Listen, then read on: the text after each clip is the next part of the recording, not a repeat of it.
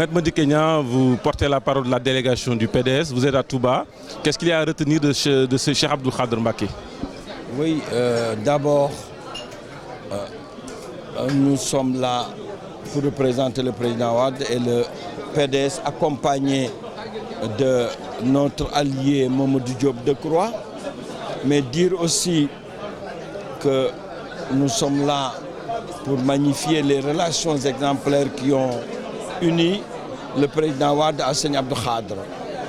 Seigne Abdou Khadr a été un homme d'une très très grande dimension, un homme dont tout le monde salue la grandeur dans la piété, la grandeur dans ses relations humaines. Seigne Abdou Khadr fut un exemple pour tout le monde, non pas seulement pour la communauté mouride, mais pour tous musulmans. Et je rappelle que le président, son allégeance à Serigne Touba, certes date de longtemps, mais c'est avec Serigne Abdou Khadr qu'il a eu à faire sa première allégeance. Donc nous sommes là pour mettre en exergue toutes ces relations et participer au Magal. Mais aussi nous en avons profité aussi pour magnifier les relations exemplaires qui ont uni Seigne Bass Abdou Khadr au président Wade et qui continuent d'exister entre les deux.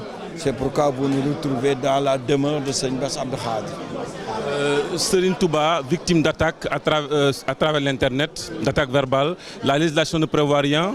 Qu'est-ce qu'il y a à dire par rapport à ça? Je pense qu'il est temps que nous puissions nous pencher sur ces phénomènes-là, parce que de plus en plus des gens qui sont en mal de popularité donc s'attaquent d'abord à l'islam, s'attaquent à nos croyances et s'attaquent aussi donc aux guides religieux.